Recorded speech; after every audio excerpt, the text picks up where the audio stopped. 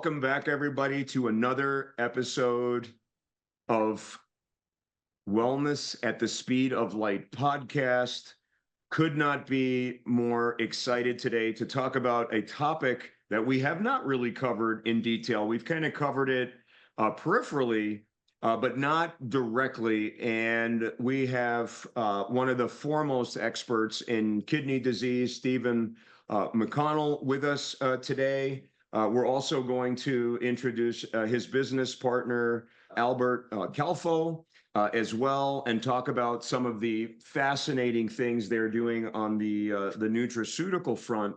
But it's really interesting to me that when I was doing research on Stephen, that he's a lipidemiologist, and that's not not a common term that you hear out here. So I'm going to turn this over to Stephen. So two questions: what exactly is a lipidemiologist, and let our audience know how deep does this chronic kidney disease problem go in our society? Because I don't think that most people, including myself and my colleagues who are not in that particular space, are really aware of how prevalent chronic kidney disease really is. Nice to be here. Thank you for inviting me. I'm flattered. I'm tending to get more and more of these, and I get a little bit of a look from my wife when I have something on Sunday, but I'm about getting the message out there. Lipidemiologist. Well, I started out training to do life support, and in the state I was trained, both New York, Manhattan, and New Jersey, we gave anesthesia through the pump. It's not a very glamorous job, but most doctors wouldn't even go near that pump, because if you're having an open heart procedure, we were the people that could kill the patient quicker than anybody else. Anesthesiology, quite often, would sit behind the curtain and read a magazine, because when I came back home, we weren't doing the anesthesia. We were just doing the life support, which was enough. But I did go on the boards. I went to work briefly, but it is not where I wanted to be. And I read too much and do too much research, not required, voluntarily. And I realized these interventional procedures don't really have any benefit. It's the old patent vessel theory. In other words, we'll hold the hole open in the vessel and we'll cure the disease. Stents, open heart. And I don't feel like a traitor. I just feel like, what do you call it? When somebody reveals crime has gone on, A whistleblower? Exactly. I guess that's a good term to describe what I've been doing since then. Well, I got into industry. I never was that comfortable working for industry, but I learned a lot and I met a lot of people, including Dr. William Finn mentored me for a brief period of time, and he writes textbooks for kidney patients. So back to lipidemiology. I worked with a firm that had a prescription niacin, and I was kind of like the go-to guy because they had medical science liaisons, but my opinion, they weren't doing a very good job. They didn't go deep. It's extremely difficult to use niacin if you've never done it before. And that's why it has such a high failure rate and a high level of ignorance about it. They think it's an HDL drug, or at the very most, a cholesterol drug. But it's pretty much necessary for 400 genes in the body. And I use it for everything: neurological damage, cognition, fatty liver, which is counterintuitive what most people believe. They think it makes blood sugar worse, but they never hang in there long enough to see the A1Cs come down in 6 months. It's pretty much a universal therapy, but it has a side effect. And I just tell patients that's because God's testing your faith. If you quit, you never realize it eventually becomes far less frequent. And I give them tools to get rid of it on day one, because I don't want them to quit.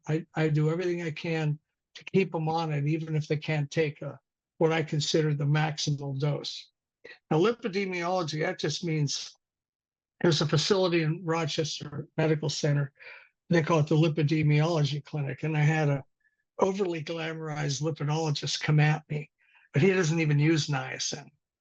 And in my book, that's just insane. I've trained a couple doctors, one in St. Mary's, Pennsylvania, who took the boards. I pretty much trained him from square one, and I hadn't talked to him in a long time.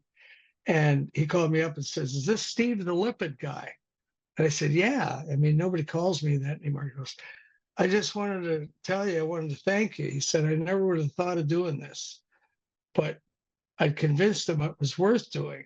And he does carotid scans right in his internal medicine office. This is a really rural area. He's the only guy within 100 miles that's a lipidologist. Well, I don't have prescribing privileges, MD, DO, mid-level. I'm a scientist. I have a master's. That describes what I do, the study of lipids. I could easily sit with the boards and pass them, but I'd only be allowed in as like a dietitian or a field sales rep. I know a few of those. And even the board questions, I bought the board modules, all three of them. It's like $900. And again, I got a less than favorable, a dim view from my wife for spending the money, but I realized it was largely academic. It has some good fundamentals in there, but the real nuts and bolts, like guys like Castelli or Dr. Guyton, and a lot of the younger lipidologists I know, most of the really good ones don't even go to the meetings and took the board exams. What does that tell you? It's because most of the expertise is in doing it and living it day to day, not trying to get 3 or 4 letters next to your name. So I was less interested in taking the boards, more interested in knowing all that. Easily I could pass, but actually getting results. So 2 doctors, one in Clarion, which is a couple hours from here, out in the green woods of Pennsylvania. And a really good friend of mine right here in town, Erie, Pennsylvania, said something to the effect they were pretty disgusted with all these stable cardiac patients getting stents placed. That shouldn't be done. But the fear and the potential legal liability, everybody still encourages it. It makes a ton of money for the hospital, ton of money for cardiology, yet it's the patent vessel theory. And I heard a cardiologist who quit interventional procedures. He makes probably less money, but he's a lipidologist now. He said to a whole room full of cardiologists, and it didn't go over very well. It's not the hole, stupid, it's the donut around it. If you don't treat the donut, holding the hole isn't going to do much. And we all know in cardiology, the restenosis rate and certain things like LP little a really hike that up. I haven't met 10 cardiologists who even measure LP little a. Every particle's roughly 7 times more dangerous than the other non-LP little a particles. So that got me started. We got data from Highmark, which is Blue Cross Blue Shield of Pennsylvania. They compared 4 million insured lives at that point in time versus our 5,500, 6,500. It was hard to pin it down, but at that point in time, in the early 2000s, 65% of everybody with insurance in Pennsylvania was under their umbrella. So that's a really good end number, 4 million, and we had several thousand. I wanted 5 years worth of data, but I got 4.5. Now, I assume skepticism. So when I get on a podcast or a meeting with a potential partner or customer, I can almost sense it's going to come up. I invite Dr. Brian Day from formerly with Highmark, who got me the data. He was on the same floor with the CEO. He had a very important job, statistics, data. He was the director of informatics and statistics. He'll openly tell you he was stunned when he saw the data. It took a while to get it because they didn't give me Medicare data at first. I was like, okay, the guys under him really weren't that sensitive to the knowledge of disease and knowing that Medicare is 2/3 of the endpoints fall under that umbrella. Not having it, I'm just looking at commercial patients. Well, we finally got good data. We'd reduced the system average for open heart procedures, which is where I was trained, 27%, stent placement, 55%, and carotid endarterectomy over 70%. And we only had 1 MI the first summer of the 2 lipid clinics, none thereafter. And they were averaging at least 2 a month between the offices. So going from that first one, that first summer, this is 2004, none for 4.5 years and that many patients, that certainly wasn't the trend we were seeing with the aggregate data from Highmark. I actually had to take out insurance after forming an entity I could insure to protect them, not me. And of course, the data was blinded, but they were using Blue Shield numbers and they'd sorted them by zip codes. And I remember going to the meeting when I could see the skeptical teams that sat around the table, the people that are in charge of outcomes for cardiovascular and so forth. Okay, thank you for sorting them by zip code. They said, do you want us to show you your doctors, your 2 doctors? I said, no, I already found them. And I got a kind of odd look. It was because I looked at the zip codes. It was easy to spot my guys. They had strings of zeros in the cells on the Excel spreadsheet. It was 8 new anginas. Most of the ones that already had angina disappeared. And you could ask the doctors about that. Within 3 to 6 months, every angina patient called up and the angina was gone and stayed gone. Excuse my grammar. And we only had 1 MI. It was that one the first summer. And I actually remember who the patient was. He was a 30-year-old non-compliant, obese chain smoker. But we finally got him to take therapy. But it was pretty interesting because we were taking the number of hits for 35 metabolic codes, you name it.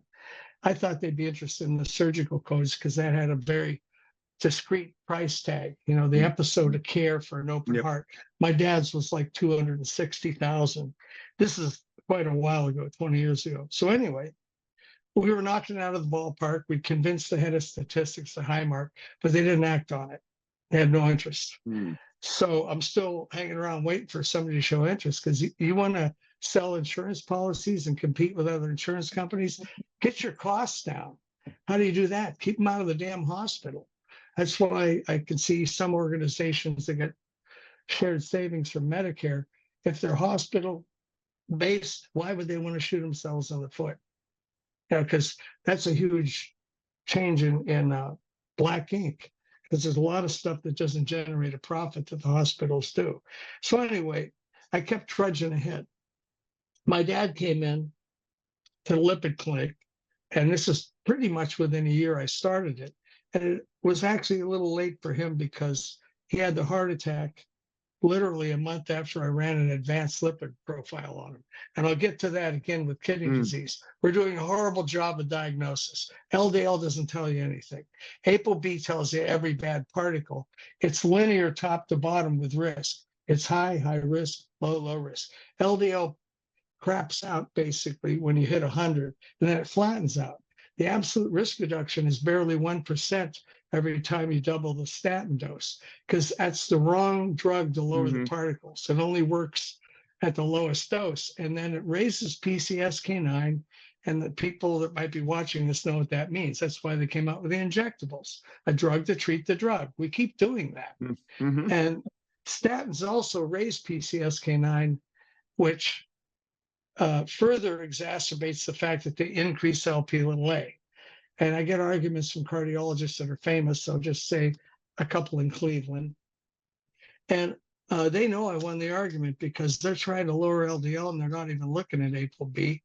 And their argument is they have to be on a statin when, if the Lp(a) goes up more than 10 milligrams per deciliter, which is roughly, there's no direct conversion factor, but it's roughly 2.4, so 24 nanomoles. Now that's a measurement that's specific and quantifiable.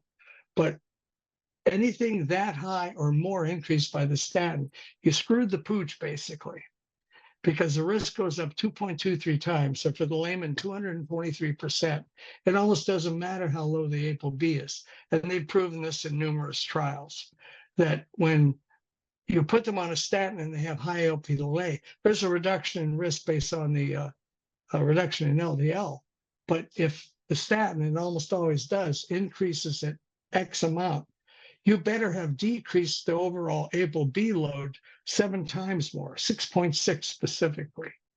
So you have to kind of do the math sometimes and say, I could harm this guy if the Lp(a) goes up. And don't trust me, trust the brain who knows this better than anybody else, and that would be Sartorius Zemeckis in San Diego. He clearly points that out. He says it causes a you-know-what storm every time he brings it up around cardiologists. But the drug of choice that the guidelines say is the only one that works is insane. Niacin was the first one to work. 47% reduction in MI, 24% reduction in stroke, and overall cardiac endpoints in the diabetics was 54%. And there was a massive change in the need for interventional procedures because, at least back then, there was more attention to a stable patient, even though you could see what they call a blockage. 75% of the heart attacks are caused by a thrombus from a lesion that's so small, it has no effect on flow. And they've proven that. I think one of the best papers is Honda et al. So, we're living in an environment where it's like false news, false facts. The guidelines will get you killed, to quote Dr. Brad Bale and Amy Doneen. Great quote. And it will, because if you have LP little a or high ApoB, even though your LDL is modest, throwing you on a statin is not going to provide that much benefit, particularly if the LP little a goes up. So I learned all this stuff 20 years ago. It's just now that the facts are coming out, it further reinforced that the people who mentored me were right. I have to credit Paul Zyka, the Florida Lipid Institute in Orlando. He actually started the society that became the NLA, the National Lipid Association.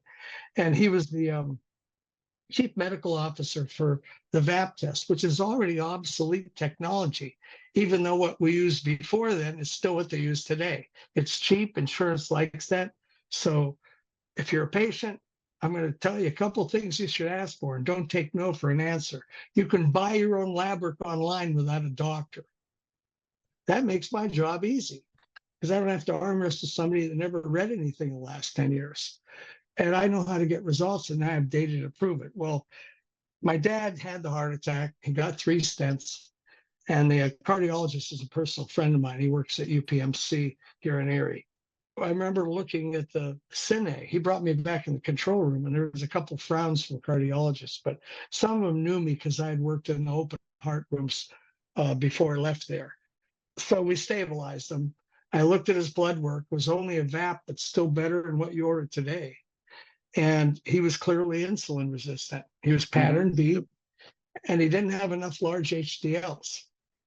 And that's a hallmark sign. It's much more predictive of triglycerides, particularly if you're evaluating that in an African American with a lean body mass, because the triglycerides might be elevated. My dad jumped rope twice a day for half an hour and kept his adipose tissue down so he didn't have a lot of triglycerides fasting, but he was insulin resistant.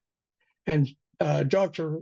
Reven, the father of syndrome X, insulin resistance, actually used the VAP test and had totally normal glycemic individuals, those that had impaired glucose tolerance.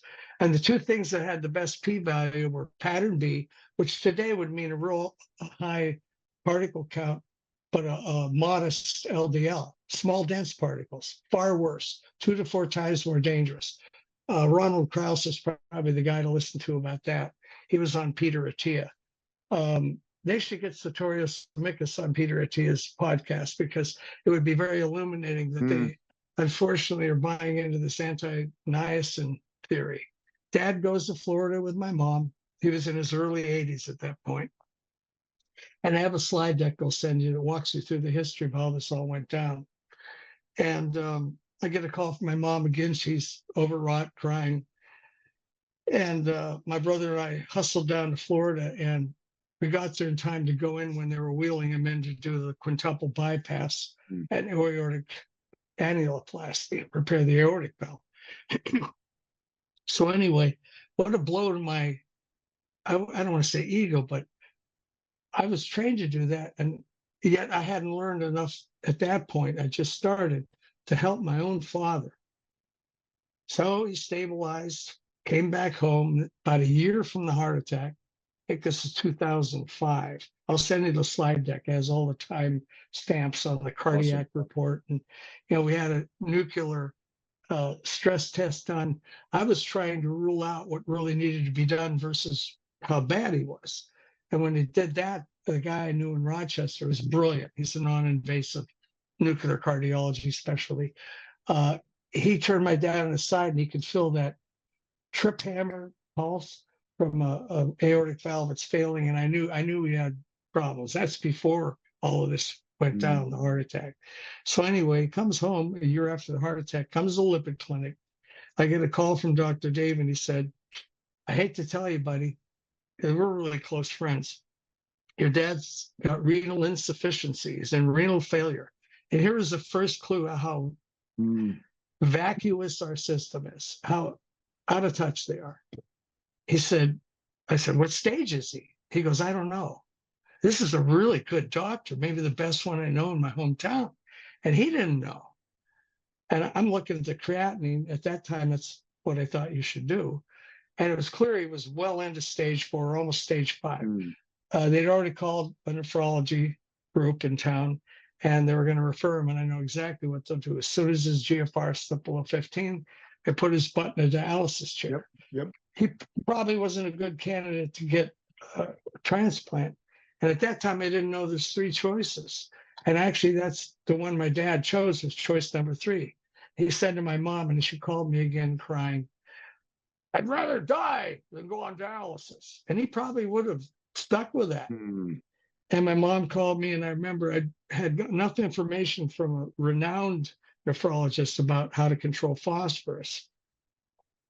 But I'd done something a lot of people hadn't done. I vetted niacin, and they found out in Japan back in 93, Dr. Owada, he did a couple papers. And then I saw these other nephrologists that were enlightened, not narrow-minded.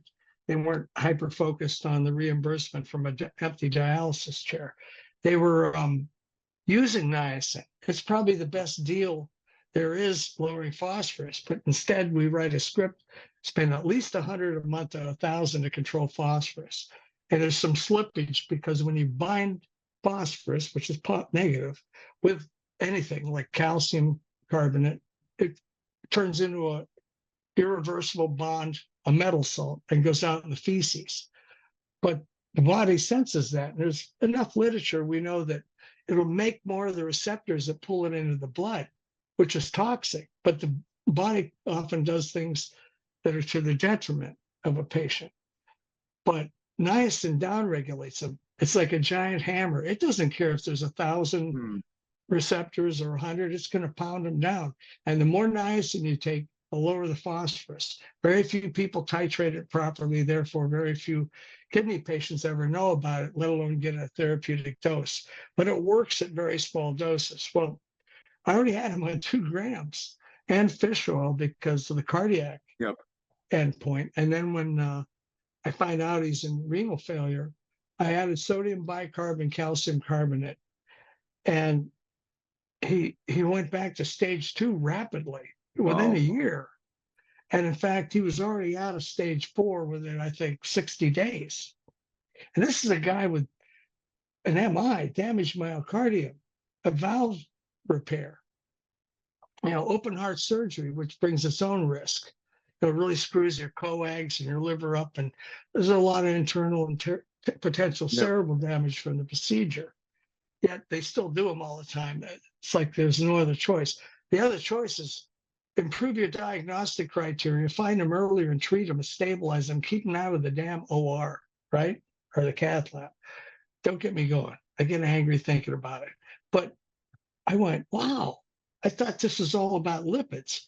What I didn't know at that time was, and it's still true today, is all they focus on is hypertension and diabetes. And sometimes they consider prediabetes. I see them all the time. Stage 3A, stage 3B, and they're only pre-diabetic. Well, there's way more to it than that. For one thing, the kidneys leak T3 and T4. So whether you give them desiccated or Synthroid, levothyroxine, it's going to leak out of the kidneys. And we're horribly spineless about treating people who are subclinical. Oh, they're close enough. I don't want to overtreat them. It's like undertreating Coumadin. They're still going to have a clot. What's the point of that? Well, I was afraid of the bleeding. And a famous electrophysiologist who was born around here, he was the head of the society, PACE, I guess they call it, said, Steve, I'd rather have the bleed. You get them in here, we can reverse that quickly. He said, but if they're constantly underdosing them, they come in here, they've already got a clot in their brain. And, the Coumadin is supposed to prevent that. And it's a bit like that with thyroid medication and a few other things like colchicine. If you give enough to get them euthyroid, you can tell with a basal temperature. Does anybody do that anymore? Well, the most famous guy in the field of thyroid medicine, they didn't have fancy blood work. They did signs and symptoms, but of course that takes time to do the questions and nobody has the time. Do you have symptoms? There almost never is. And if you do the basal temperature and they're 97.8, which isn't even a 1 degree low from normal. I have them do it themselves at home with a thermometer under their armpit, fall back asleep, set the egg timer. And when you wake up, check for 97.8. They're almost always lower when I suspected they were low. But those are the people who never get treated or they never got titrated because of the timidity of the system. I don't blame the doctor. I blame the insurance companies. They've dummied down medicine. They don't let them have good tools. Yes. They don't give them the latitude to correct things. You name it, there's a list. Anyway, so I learned that at the same time, I realized there's a lot of big brains in nephrology treating hidden acidosis. And it is hidden. The body will conserve alkali to the point where the urine citrate drops because it doesn't want to get rid of the alkali. It's trying to hold on to it, or it's reflected directly by the TCO2. And, 25 is not normal with a kidney patient. They're conserving their alkali. And when they get to 22, it's textbook acidosis. And the bicarbonate is not valuable. They call it eubicarbonatemic acidosis. Oh, the bicarbonate looks great. No, look further. Did you run a urine citrate? Oh, I only do that with kidney stones. Did you look at the TCO2? If the lab says it's in the normal range, nobody looks at it. It's just like stage 1 and 2. If your GFR is greater than 50 or 60, most labs say that's normal. It's not normal. And besides, you're using a creatinine to determine that. So let's get to that. By the way, my dad lived 10 plus years Amazing. without dialysis, died at the age of 94. By then, he couldn't see anymore here. And he was basically just eating the 3 meals at assisted living with my mom and going back to bed, because living like that, deaf and blind, there's no quality of life. And I think he lost his will to live and just his body was worn out. But he made it to 94. I'd like to think I helped. By the way, the niacin in the fish oil, his ejection fraction dropped just above 25, less than 30, critical. It went back up into the high 50s within 6 months of niacin and fish oil. Put that in your pipe. My God, that blew my mind because I wasn't expecting that kind of results. Well, when we had the 2 lipid clinics, the decrease in admissions occurred within 6 months and stayed that way. And the manifestation of the disease and the ones that already had chronic angina disappeared. The guy in Clarion, his cardiology referral dropped 50%. So they took him to dinner. Usually you get tricolored popcorn that's stale in a tin bucket. And of course, somebody on staff signed the form letter. Thank you for your referrals this year at Christmas. No, they took him out and blew some money, and they're all grinning like Cheshire cats. But he said it was nervous laughter. He knew something was up. But hey, they're buying us great food and wine. And finally, he said, "Why am I here?" I said, "Well, we're concerned. We know you're upset with us. Just tell us what it is, and we'll correct it." And there were all kind of quotes like that, like, "There's a problem. We know there's a problem. It's our fault." And he's like clueless. Finally, they said told him what was going on. We'll call him Steve, Dr. Steve. I just talked to him yesterday.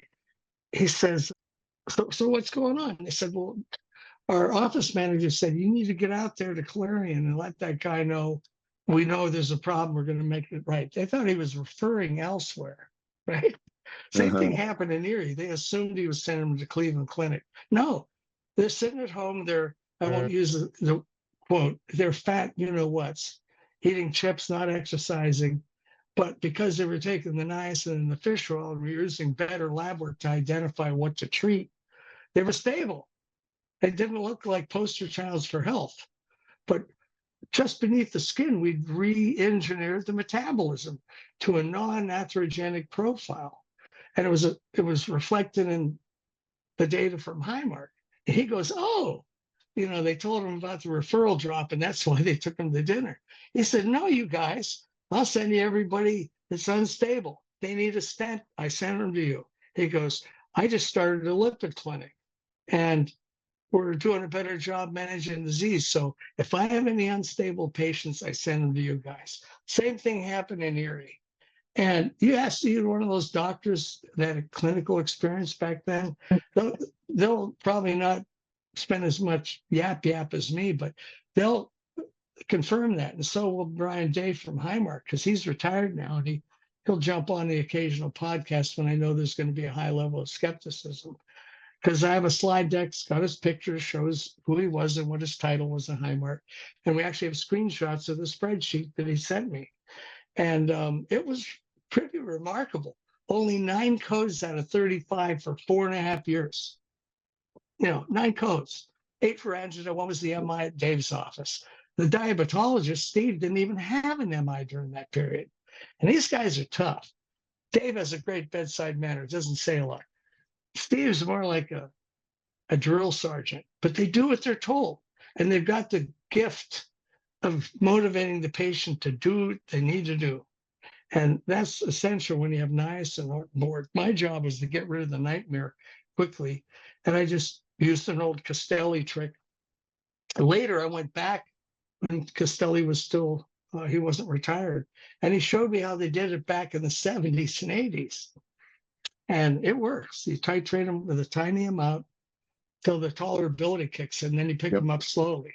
Some of them are so aggressive they get up to 0.5 gram per meal within 2 or 3 weeks. But I don't want to blow it with any patient. I want the compliance to be 100%. It's 95%, which is pretty good. Most people think that's crap. You talk to my patients, they're all taking their niacin. You have to talk to them, and it goes way beyond an insurance-based encounter. I give them an hour. My wife usually comes in at 90 minutes and points to her watch, and when I don't care that much about the money, really. I care about getting the job done and getting data to prove this can be done. So anyway, I see my dad's kidneys go to stage 2. He was pretty much stage 2 till he died. 10 years. It's durable. And it works with acute kidney injury. I've got a few that are really exotic. I actually literally got to my knees and prayed, God, don't let me hurt this kid. Besides, I don't want to get a lawsuit. The next day, I felt quite calm when I woke up before the encounter. And I thought, I think that's my signal, because I know enough about the kidneys to remove a lot of risk factors. And the one kid had RMND1, he's in New Orleans. I got a lot of referral from New Orleans. The other 2 recently are IgA nephropathy, a lot of autoimmune stuff. Another one was lupus nephritis. And I'd already tripped over an opportunity with lupus with krill oil, because it's not just an omega. There's very little omegas. It has phospholipids and astaxanthin. And they were going without a flare-up for 3 months while they were on krill oil. So I thought, lupus nephritis, maybe if I hit the oxidation, the inflammation, and attack the hidden acidosis, make sure they got good phosphorus control. Niacin's like a shotgun. It would take me 20 podcasts with you to cover most of it. I constantly research it because I keep finding more things it's good for.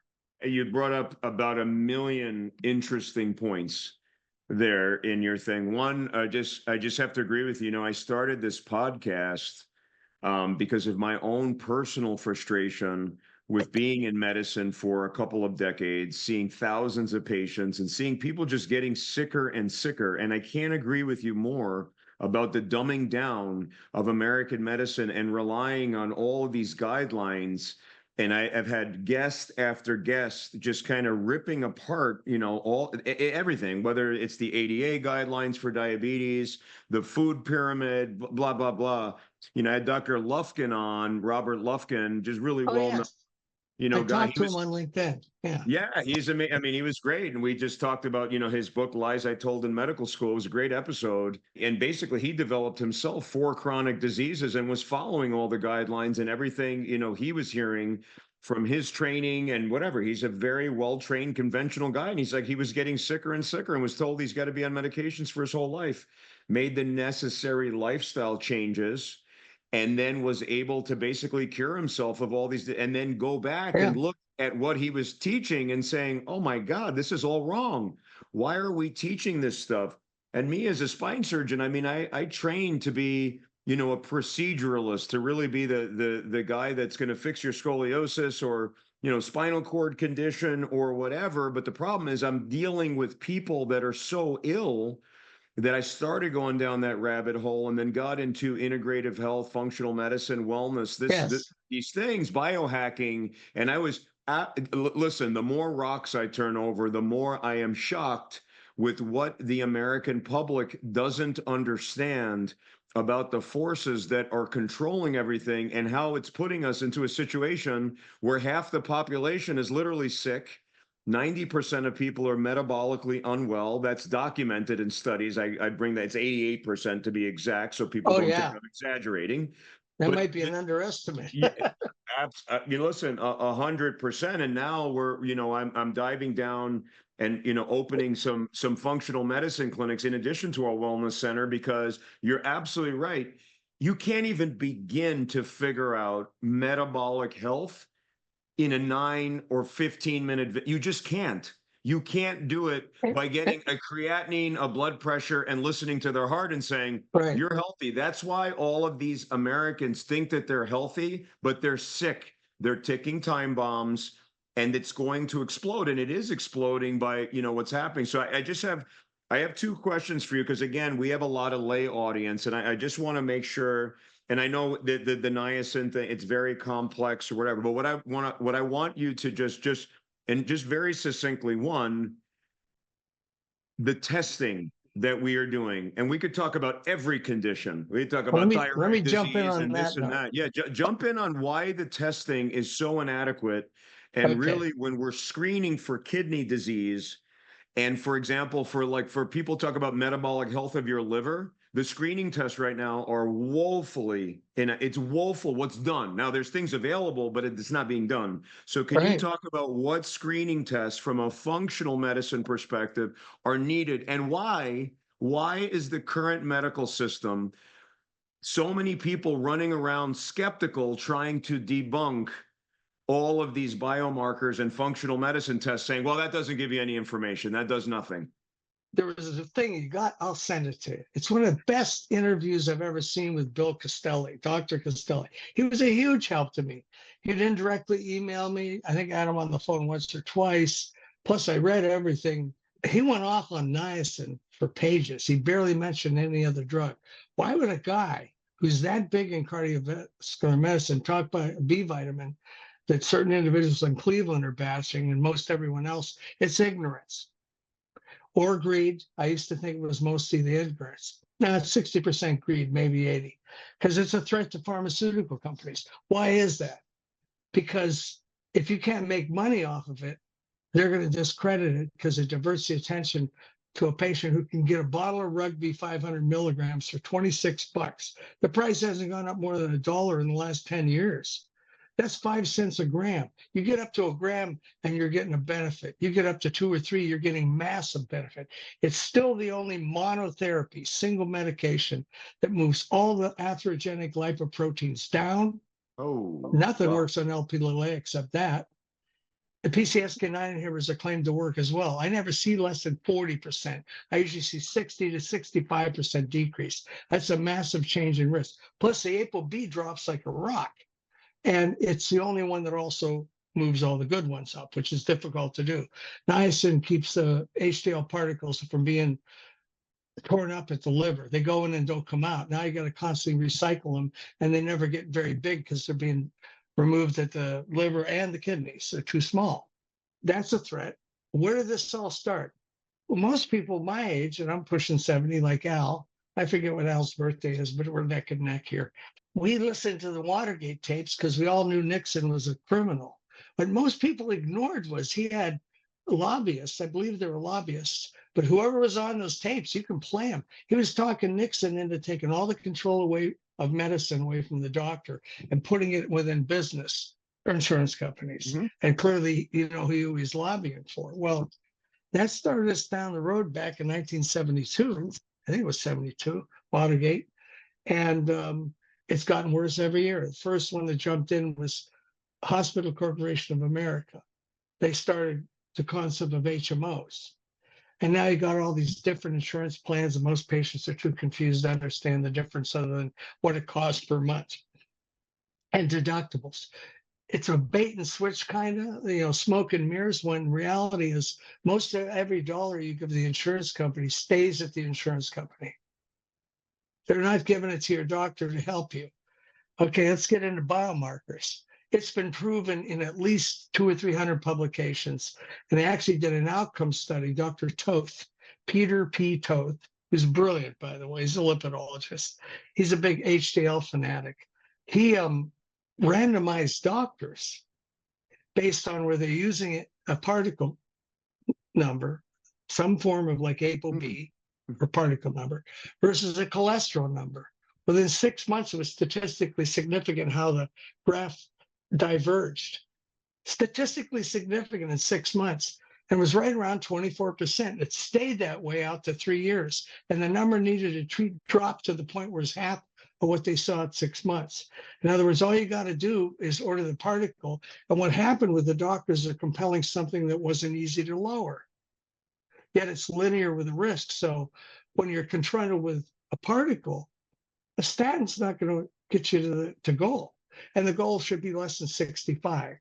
And there's much better data on epidemiological effect of lowering that versus LDL. They think lowering an LDL below 30 is going to stop it. No, because you'll still have particles.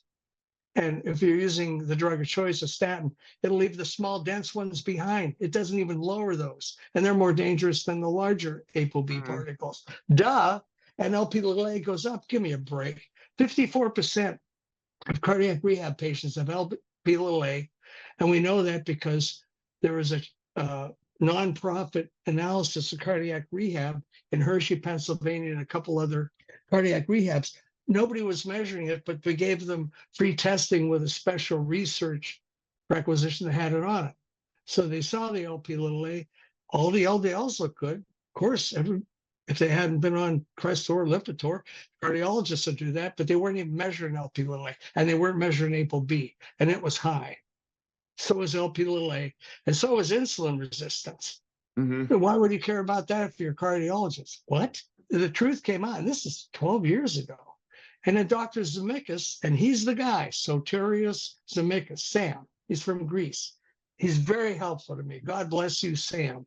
I learned a lot from him. I'm not that smart, but I know a good thing when I see it or hear it. I don't listen to little brains or people that have opinions and no real knowledge. It's a waste of time. But these guys are working diligently to get to the truth. I admire that. And one of my quotes from him, I love this. I have to paraphrase it. If you don't measure it, you miss the diagnosis. Well, that's LP(a).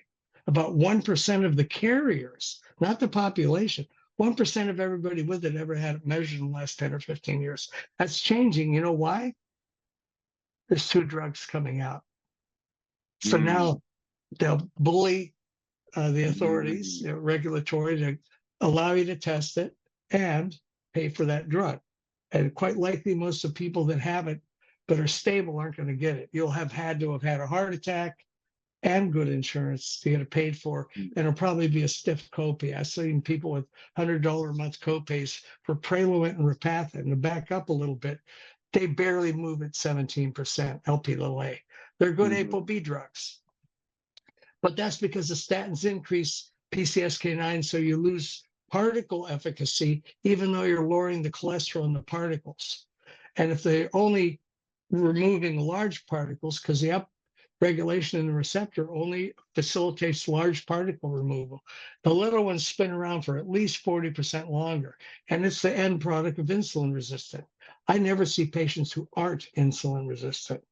I have them do a finger stick, 5 dinners, mixed meal. It's called a fast food tolerance test. It was presented as an abstract in 2005 at the ADA.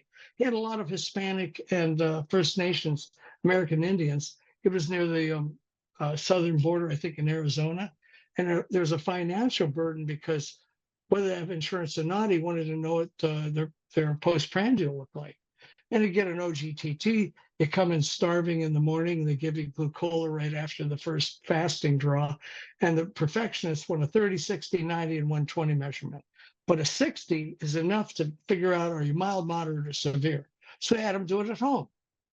I use it all the time. The patients actually, it's fun. I, me, mine, like John Lennon said. Even though infants are totally self-centered, we never get over that. Because when you want to know something about yourself, you're more interested in that than someone else. So they go home and do it.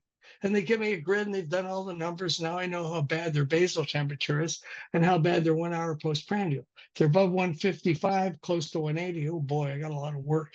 But if they're less than 155, but they're mild to moderate, the natural supplement approach is great. I use berberine plus milk Yep. thistle because without the milk thistle, berberine doesn't get absorbed very well. 3%, maybe 5, 50% with a pinch of milk thistle. And they're both insulin sensitizers. And they're both not only safe, but they protect the kidneys and the liver. And there's no side effects. Acarbose, metformin, a lot of people get GI. Like me, I take 4.5 grams of niacin.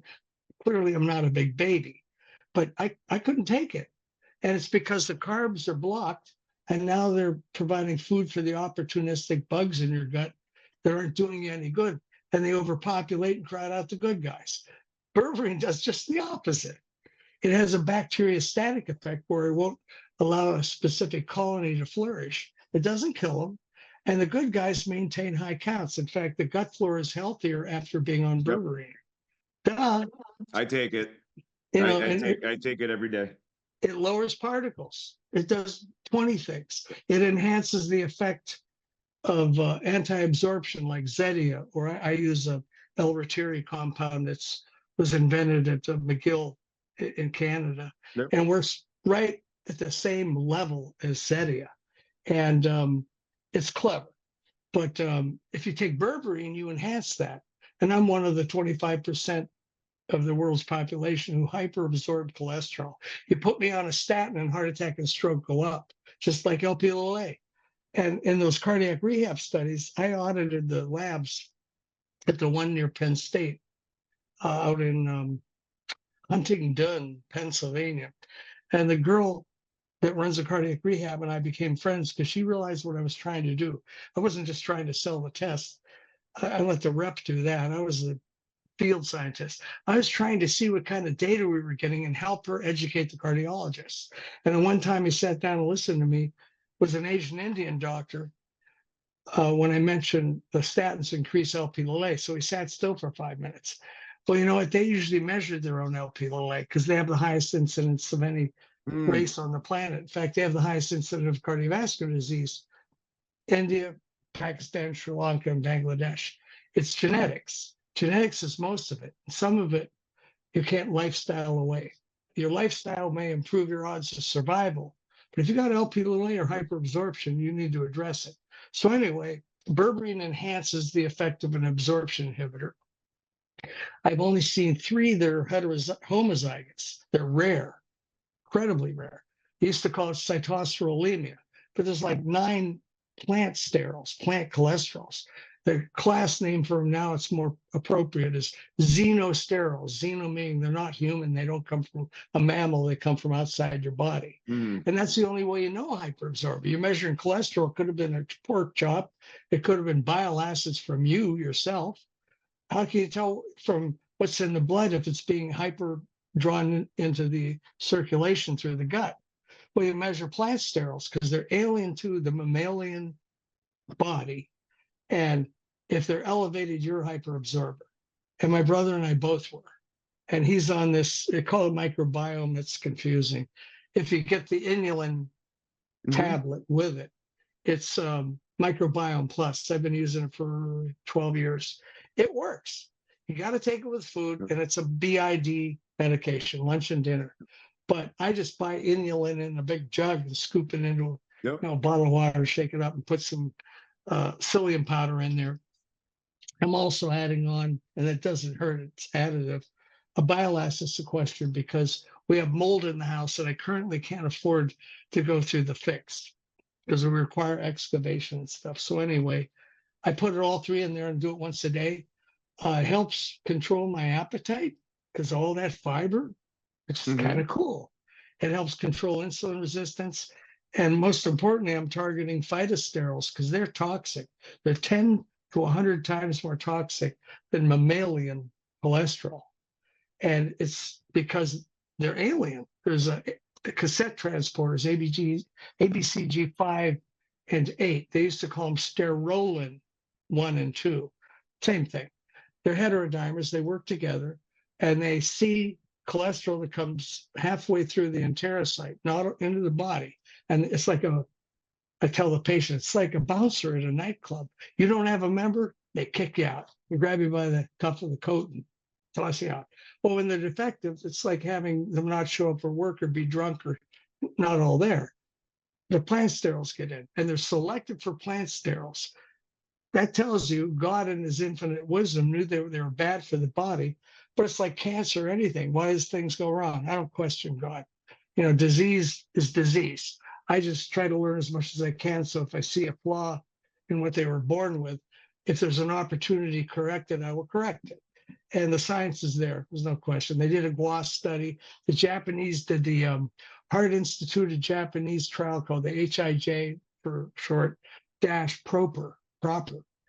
And they had with or without ezetimibe. They were using pitavastatin, which is a very potent statin. And it was like 4 arms. Here's the hyperabsorbers. They measured cytosterol. God bless them. That's one of the most definable plant sterols. And even though the LDL didn't change that much, when they had Zeti on the hyperabsorbers, the event rate was way more than you'd expect with a small LDL change. So another piece in the puzzle that condemns the current thinking. Prior to this, there was a couple of researchers in Sweden, and one of my favorite was Weingartner. He's the guy. He's in Germany, and he's been tracking this for 15 years. One of the grandfathers of hyperabsorption, Matan, he passed away. I remember I tried to email him, so I emailed one of his research partners, and she broke the news to me that he had passed away. But that's often the case. The science isn't appreciated until the pioneer in that field has passed. Well, now I kind of boil it down. Niacin fish oil, maybe a low-dose statin, which I'm not thrilled to use all the time, but red yeast rice actually lowers Lp(a), or it's at least neutral. Well, God put 20 things in red yeast rice. Merck copied 1 molecule, and to get the efficacy, they increased it by synthesizing it and giving much higher amount. Most red yeast rice has less than 1% lovastatin, which is Mevacor. The better ones, arguably or not, have roughly 10%, but it's way less, so it causes myalgia. And the Chinese have done outcomes trials, and it's right on a par, actually a little better than all the synthetic statins. But if it makes money, everybody gets behind it. Yep. And if a doctor's too busy to read literature or try anything innovative and get punished, they do what everyone tells them to do. Yep. And I remember a doctor I would visit frequently said, Steve, I think that drug you're discussing with me is a great idea. He said, but you got to understand, I don't work for myself anymore. I work for the insurance companies. If I want to get paid, I have to do what I'm told. That's why so many doctors are going into concierge. Some don't opt out. They use the insurance to offset the cost of the lab work. But if you want to talk biomarkers, you got to get an ApoB. Lp(a) is the most dangerous, but that's a given. You got to order that. Now you know how much of the ApoB is Lp(a). Even the highest ones, like my wife, who's in the 95th percentile for Lp(a), really high Lp(a). I got it down almost 70% just with niacin, and it corrected a lot of other stuff. Like she went euthyroid with no change in medication, and I'd already read a couple things about that. I went, really? Because of niacin? That's kind of how niacin is. If you're not looking and you don't know to look, you won't see the miracle on every page of the lab work, every page. Well, if I see somebody with an LDL, the first thing I tell the patient, and if the doctor is on board, he appreciates, or he referred him to me, there's no question, got to get an ApoB. And there's clever ways of determining insulin resistance. But Revan pointed out that was one of the most sensitive things. So do you have small, dense particles? It's roughly 35 milligrams per deciliter. And unfortunately, they're looking at small, dense LDL, but the assays will catch up because the NMR will do it. But I think it's overkill on information. I don't need medium. I needed how many small there are.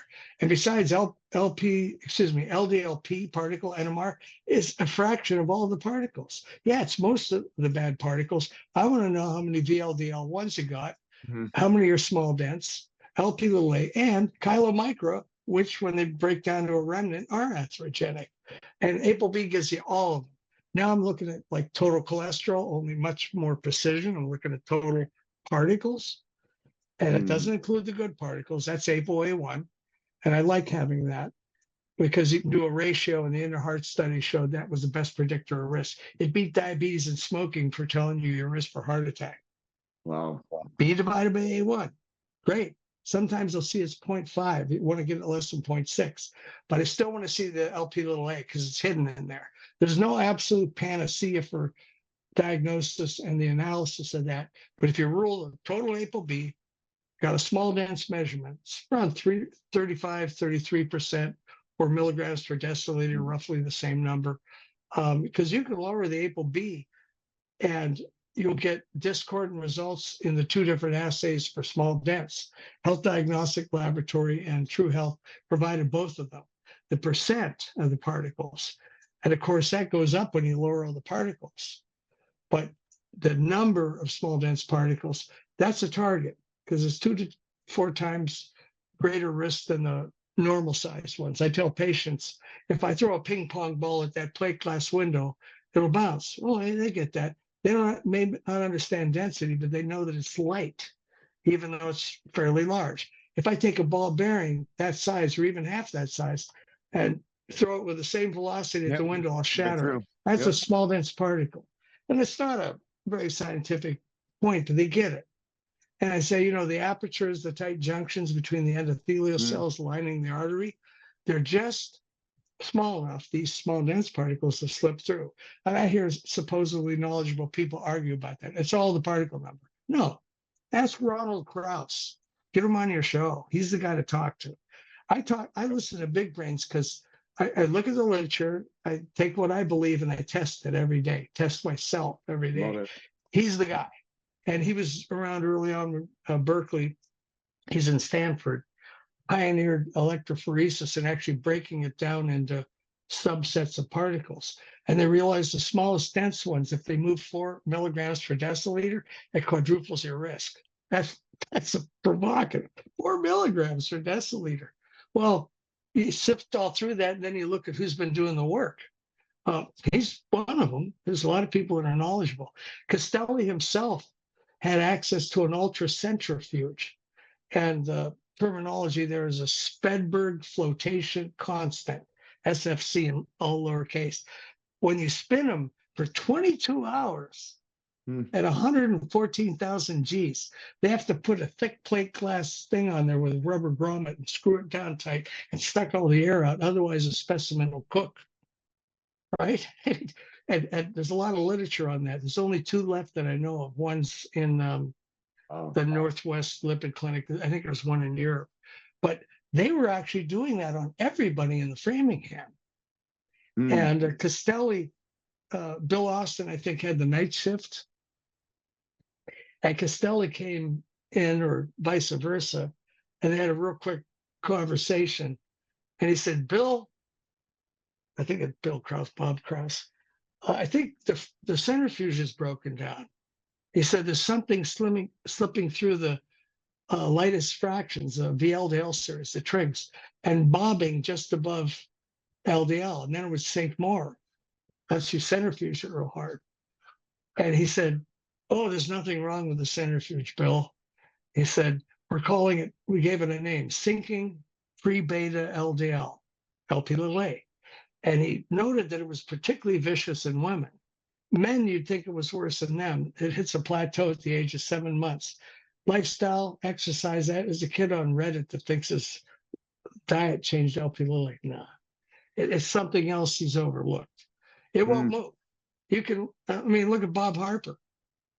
And yet, I'm not sure anybody got to him and told him about niacin because he's surrounded by the people that really don't know much about it. But they project themselves as authorities. I'm not authority, but I know how to treat it. And I've had a lot of practice. When I have a patient with bad family history, that's the first thing that comes up. I ask them, do you have an uncle, a brother, father, Yep, grandfather yep. on either side that had a heart attack before Medicare? That kind of pinpoints, he was still working. Oh yeah, I keeled over during Thanksgiving dinner. He was 45. I said, you need to have your LP&A check. Same thing with a female. I'll ask her, do you have a male relative? Because it seems to attack them earlier. Women, unfortunately and tragically, estrogen holds it down. In an outcome study from the HERS trial, they showed a significant, I think it was 20% in the women in the highest quintile, the highest 20%. The estrogen, which I wouldn't recommend necessarily, protects you, and then menopause kicks in and it bops up. Boom. My wife's almost doubled when she went through menopause. Wow. It's What options do you really have? interesting. Thyroid medication will lower it. T3 and T4 PCSK9 inhibitors. You add it to niacin, you might get another 20%. Monotherapy, 25 to 50 mics. I kind of prefer desiccated, but the principle's there. It's a nephrologist in South America, Brazil, a blackcaller, young guy, brilliant. He was showing that the ApoB came down like 30% to the lowest dose. He never went above 50 mics. That used to be the lowest dose. He tried 25 and then 50, and it was a sort of a sweet spot, and then would come down, and he wasn't going past that. And LP(a) came down almost 30%. So I'm always looking for an opportunity that I can back up, low basal temperature, patients wearing heavy clothes in the waiting room, and everyone else has T-shirts and shorts. The clues are there. Don't keep looking at the blood work like that's the gospel. No, And as a TSH of 4 or greater with a normal free T3 is a clue. But when I see that positive for subclinical, they had a low basal temperature and they didn't pass the questionnaire. But who bothers to look for these things? Oh, that's old fashioned. The blood work will miss a lot of people. They estimate, I think it's 30% aren't optimally treated or they weren't treated at all and they should be. it's exactly the kind of stuff I talk about all the time. You just gave a master class in the things that we're not doing. And that is what scares me, because I can tell you everything that is being done in these lipidology clinics, these lipid clinics, whatever, most people do not have access to this, even when they think they're getting the best healthcare that they're getting. And that's why I'm so excited to be doing this show. People ask me, why in the world is a spine surgeon so dialed into this stuff? Because I see what's being missed and what the potential is. I get the same kind of pushback. I've gotten really into biohacking. We do a lot of photobiomodulation at our clinics, laser, all these things that have thousands of articles.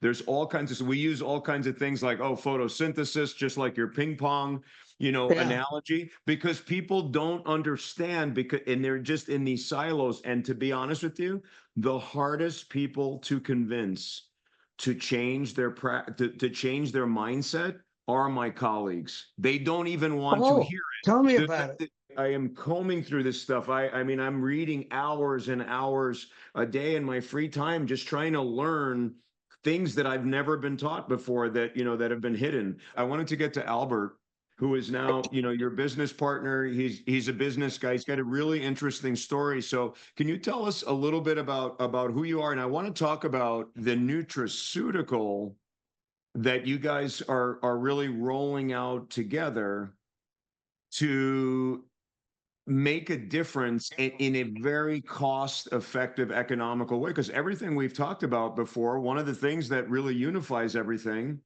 is how cost-effective these things are. But the problem is nobody's making the powers that be. They're not making money. So these things that are available, even the lab testing and the treatments for it, are not readily available for the general public. So talk to us about kind of how you got into this, what you guys are working on, when things are going to be commercially available for the general public, and what providers should know about what you guys can offer, and really the results behind it. Okay, well, thank you. I've got 40 years experience starting, growing and selling medical businesses. I'm a medical entrepreneur. Those 40 years I've come to the conclusion that synthetic medications weren't the answer. Lifestyle and natural remedies were. I met Steve 7 years ago in an endocrinology office.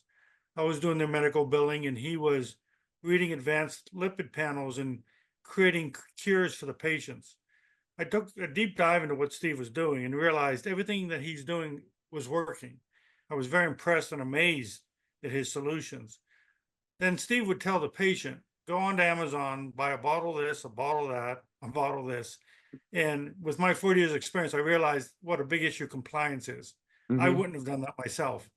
So we came to the conclusion, why don't we take all of the ingredients that you're putting together to stop and reverse stages of diseases and put it into a capsule, and easy to use, 2 capsules twice a day. So we created Health Defender, and our first product is Kidney Defender. The ingredients that Steve has put into this capsule can slow down and even reverse kidney disease. We have manufactured 1,200 bottles as of last week. We're ordering another batch of 1,200. We've created a website as of this week, and we should be able to have people go online and get these bottles by the end of next week. And we're very excited about it because it's all natural, it's cost effective, and it'll really solve a lot of issues. And I'm the executive director of a nonprofit here in Pittsburgh to provide medical services for the underserved populations, and I'm excited to have this as an option. I love what you're doing, and I'm a big believer. Like, Stephen mentioned berberine. That's something I've been taking for 5 years. All these things, because this is what I do. But when I talk to people or I ask specifically colleagues, I tell them, "Oh, I'm on berberine. I do this. I take these probiotics. I do that." They almost laugh at you. It's sad. It's embarrassing, actually. If you can't treat the patient with a script pad, their awareness falls off immediately. No, absolutely. And we listen. And right now, I'm in the middle of writing a book. Sorry to digress for a second, but I'm in the middle of writing my first book, and I'm really serious about it. They can't criticize me from being, for example, from a family who doesn't believe in traditional medical care or things like that. I'm as traditionally trained as they come, having gone to Columbia and then staying there for an orthopedic residency and then doing spine surgery. I mean, I am an insider. I've been a healthcare executive too for the last 10 years. So I'm an insider. I sit in boardrooms. I sit in this and that. But my mental shift in talking to guys like yours, it's just dramatic. I cannot believe what I have not been taught. And I'm going to dedicate the rest of my career to getting this type of information out. And people need to wake up. The American public, in fact, my last newsletter was a letter to the American public to wake up. I ask this question all the time. Hey, are you healthy? Oh, yes, doctor, I'm healthy. I've been given a clean bill of health by my primary doctor, whatever. And I just look at it. I don't even have to, I don't need a lab. I don't need anything to know there's nothing healthy about the person sitting next to me. You're a mess.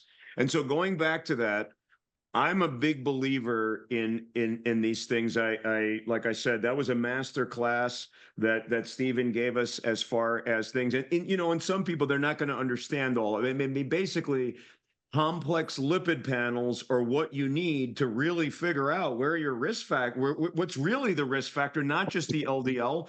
And if we wanted to talk about statins, I could talk about statins and what I've seen as far as side effects. We could talk all day about statins and them putting it in the water and people get, again, to emphasize, this podcast is not medical advice. It's just discussions amongst professionals about what people should at least think about. They should go to their doctors, but maybe if their doctors are not thinking this way, seek different doctors. That's a whole other thing. Going back, Albert, though, to the product, what exactly is in the, what are the ingredients in the product, and how are those ingredients decided upon as the, like, were there things you just said, I'm going to exclude this, I'm going to exclude, just to know, like, exactly, like, what are the things that are most important in this, in Kidney Defender? Yeah, I've been doing it with multiple bottles from Amazon for a long time. Before Amazon, I'd show them the NDC number and a picture in the tip sheet and say, if if they're over 80, my mom's 93, don't drive there twice.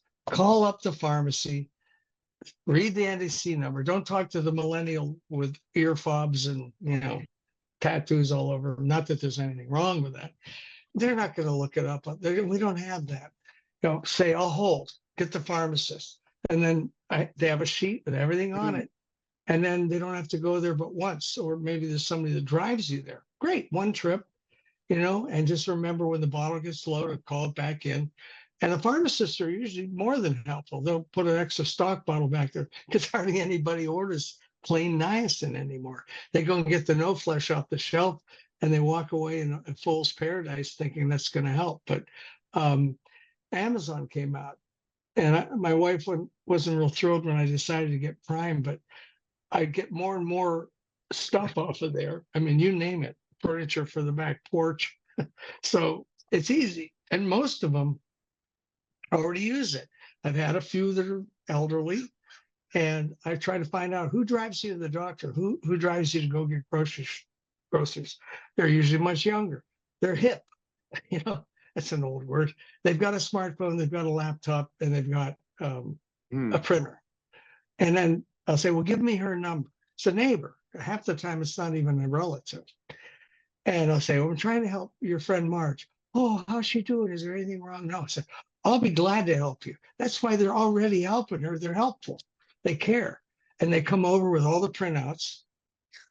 They turn on their smartphone and we have at it, or laptop.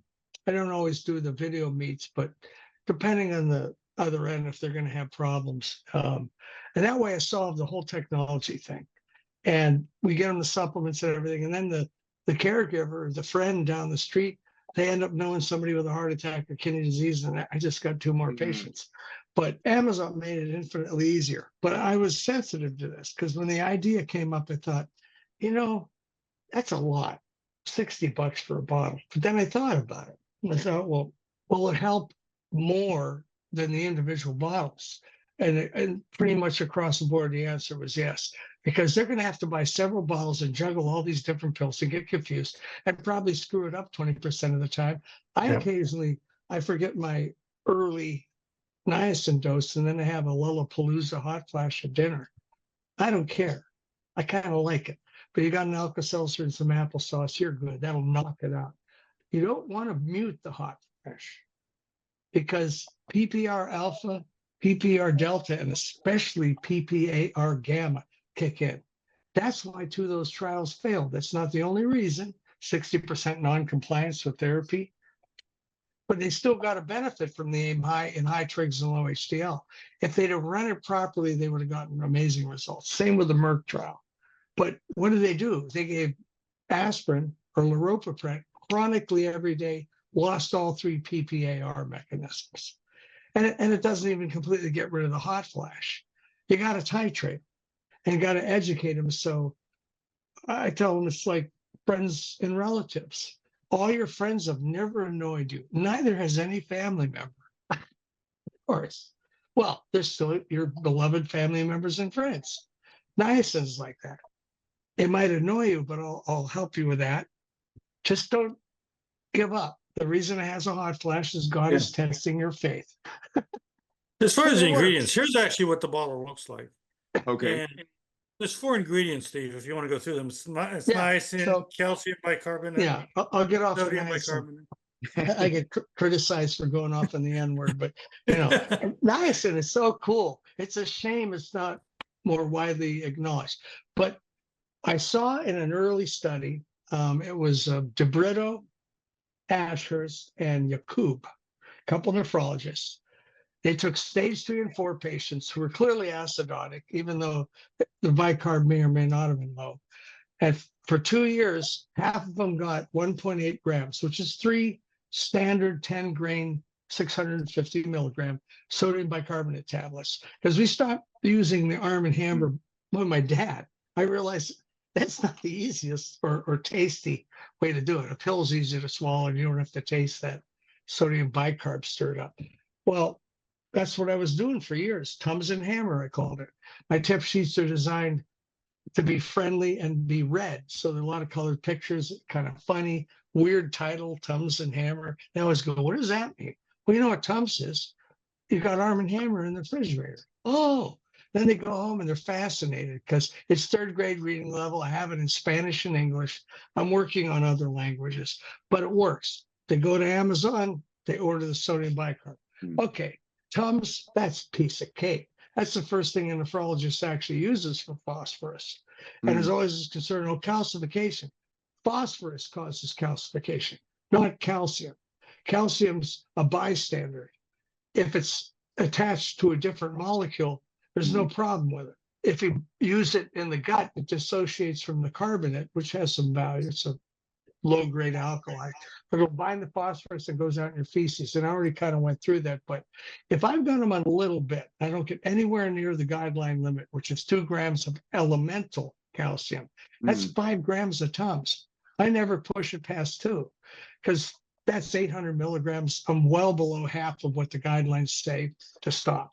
And whatever isn't bound, and with a reflex of those receptors, niacin is going to block. I can get them down to physiological levels, even with a phosphorus of 9. I can get them down below 4, maybe 3.5. And that's not going to hurt them. There's plenty in the bone, and the body will self-regulate if you get it low. Now you've taken away the number one cause of calcification. It's phosphatification. And then, of course, the niacin. Since I'm not monitoring the patient directly, and that was a concern of mine, how can I make it easy so most of them will succeed? And people do get a hot flash on 50 milligrams, which isn't much. But if I put something in there that's known to suppress the prostaglandin, now I've defeated it. And we're considering maybe a second phase product that eliminates the anti-flushing mechanism, but it's still going to lower the phosphorus. It's still going to work as an antioxidant. The difference muting the flush and not, what we've seen in kidney studies is FGF23 won't be modulated, which is very desirable. That's a more specific marker of the damage from the phosphorus. So we know the phosphorus came down, but there might be some impairment if you don't allow the flush. Now, that doesn't mean you're going to have a flush every day the rest of your life. You'll have breakthroughs: alcohol, spicy food, hot shower, and sex. Well, they usually notice the first 3, but that gets me to the, how do you get a arrogant young male who's at risk to take niacin? And I hate to say it, they usually pull it in a pickup truck with simulated wood gun rack and a red baseball hat, wool work shirt. They're very confident. They have no risk whatsoever. And I could see it early in the encounter. I go, hey, I just read this. Well, that's a lie. I've already said this 1,000 times. And that's one of the things you do, I'm sure. Saying the same thing over and over again to make it sound new. Don't sound bored with yourself, or they won't listen. I tell, before Viagra and Cialis, like when your dad was your age or your granddad, they didn't have anything that worked except niacin. And it does. And they act disinterested. And when I talk to them later, they're taking it. They want to impress their girlfriend and have a good time, Yeah. I don't care. I'm trying to keep them from having a heart attack or dialysis. But one of the points to make, Stephen, though, is the manufacturer we use is certified, top quality manufacturer, and every one of our batches are tested. Every one. So one of the things that I'm really interested in is, obviously there's people that are at risk because they're genetically at risk, they're whatever, and the same cohort that's at risk for kidney disease is the cardiovascular disease, hypertension. It all blends. The more, those of us that think about this stuff a lot, it's all one. It's metabolic disease, it's insulin resistance, it's all this stuff. Yes. It all blends. So everything, when you're treating one thing, you're really treating another thing. So I have 2 questions. One, we really are developing specific strategies for people when they turn 50 years old, and this might go below. Is this this type of product, because you're making it available? Listen, they're just supplements, nutraceuticals. You can get them from Amazon separately, or you can get them from your thing, one stop shop. Is this something that you would go on not even on a limb? Would you just say that this is a product that everybody should be taking, especially as we start getting older? I mean, I just hit 50 last year. That's one question, and either of you can take that one. The second one is, how does it affect the other organs, because we're doing, for example, one of the areas that we in our wellness clinics that we really are focusing on is one of the frontiers that I love, which is brain health. I understand these ingredients. You're calling it, right, kidney defender, but you're going to do the health defender, maybe a little bit different answer. Yeah. But how does it affect like liver and brain disease? And what are your thoughts on that? Because I can see, I mean, these elements that you have in there are going to improve your microvascular health, which is just really what Exactly. it is, right? Because you're like you said, it's not the hole, it's the wall. If you're Yeah. improving your microvascular health, everything from your vision to the way your brain works, to your heart health, to Absolutely. your liver, everything is going to be improved with these different concepts. And so give me the answer to the over 50. Should everybody be on it, or should we start at 30, or should we start at 12? I And don't know. Steve, Yeah, let me give the layman's version of it, and then you yeah. can go into the science of it. Yes, everyone should be on it. Niacin is a vasodilator. It's going to help all your organs. We are coming out with our second or third product are going to be a heart defender and brain defender. But I think everyone should be on it. It could be preventive. It increases the circulation. It's just good for your entire body. That's the layman's version. Yeah. Go ahead, And Steve. there's quite a dose range. I mean, what works in kidneys is surprisingly small compared to what I was taught. Castelli and all the old timers, 3 grams a day, thrice, 1 gram, thrice a day with food, never take it fasting. Well, kidney disease, if you take a couple 100 milligram doses like we have in the kidney defender, that's enough to block phosphorus. It's anti-proteinuric. And of course, you can always titrate it because this gets me to the biomarker. But yes, I'm reluctant to treat somebody if I don't know there's something that needs to be treated there. But then when you get into primary prevention, would niacin work at some of these endpoints that could happen later in life? Absolutely. And you know, the American diet is one of the main provocateurs of acidosis because it's an acidotic diet. And now they're trying to get everybody to go vegan. Good luck with that. When it comes to lifestyle, I say what Castelli said. It doesn't get done. This is the United States. And that interview was back in 2005. It's worse now. It's like, what is the opiate of the masses? Well, it's not fentanyl or OxyContin, it's carbohydrates. I'm addicted to carbohydrates. And, you know, my weight isn't ideal, but better living through science. If I have really good targets and there's a variety in the red, whether it's me or a patient, I get those reds into the green, and they're good biomarkers, great biomarkers, exponential decrease in risk. And usually once they get in the habit of doing it, they stick with it. But if you don't know what you're treating, you can give them the wrong thing. Now that really doesn't happen with niacin. I've got That's the people question. who argue with me, but they don't know anything about niacin. That's the question. Yeah. Yeah. And it's not hepatotoxic. The only time they ever saw that was when they came out with sustained release. Now imagine a statin or any drug that had a 12 to 24-hour release. You'd have dead people in the ER. You know, they'd come in, they got rhabdo or whatever. And niacin, as long as it's not sustained release, so don't mess around with it. Besides, it's a better bargain with immediate release. It might take a week extra to titrate it, but it's worth the trouble because you can avoid a person that's overly sensitive quitting.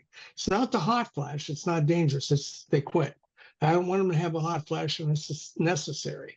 Well, sodium bicarb, don't overdo it. There may be a slight risk in congestive heart failure, but it's not definitive because a lot of them, that's why they have kidney disease or vice versa. Was it the chicken or the egg? I don't know. They got heart failure and they got kidney disease.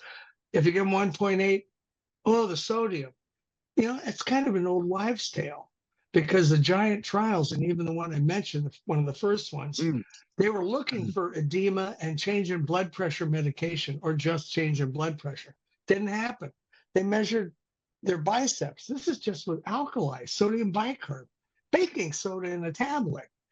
Their circumference of their biceps got bigger. 2 years, 35% in placebo for stage 5, ready for dialysis. Less than 4% on 5 cents, a nickel's worth of sodium bicarb. 1 tablet at lunch, 2 at dinner. That's a dramatic shift in risk. And That's just one component. If they got something to control the phosphorus, and niacin by itself is antiproteinuric, which you really can't say that about the bicarb and the alkali. But I'm trying to hit several risk factors. And niacin's key because it brings so much to the table. I'm still studying. Every week I download 20, 30 niacin papers, probably 100 papers a week. Yeah, I read a lot. That's where the ideas come from. I'm not that smart. Like, you have a great attitude, obviously. Attitude breeds curiosity. And a quote, an old science fiction movie, and Al and I remember black and white science fiction.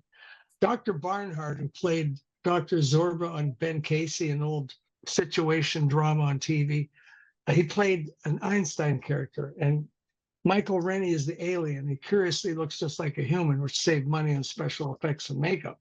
He comes in to meet him because he wants to reduce the Earth to a burning cinder, because we deserve it. We're fiddling around with atomic weapons. But he hasn't decided whether he's going to pull a trigger yet. And so he wants to meet the smartest guy in the world. So he goes in, they have this fabulous conversation. And he's standing up over Dr. Barnhart's desk. Dr. Barnhart's sitting in his chair. And Klaatu says, "So, Dr. Barnhart, you're a man of science." And Dr. Barnhart goes, "Oh, no, Klaatu. It's not a faith that makes good science." Because Klaatu said, "So you're a man of faith." He goes, "No, it's not faith, Klaatu, that makes good science. It's curiosity." Yes.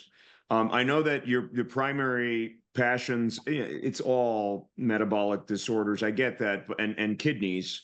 Have there been large studies looking at potentially the benefit of using niacin to stem or improve cognitive decline? I knew you were going to go there. I got to. And thank you. Yes. Absolutely. Just go to Google. I like advanced search because it's more specific. The second space from the top where you have to type in an exact phrase, just type in niacin. And then the third window, it says either or also. Put in Alzheimer's and dementia. It'll blow your mind. One of the things is niacin is good for Parkinson's, cancer, almost any neurological deficit. How can it do all that? It takes an M1 macrophage. This is just one mechanism, which is nasty. It's causing inflammation. It's been stimulated, and you don't need it chronically in that state, but it won't go back to the more quiescent state.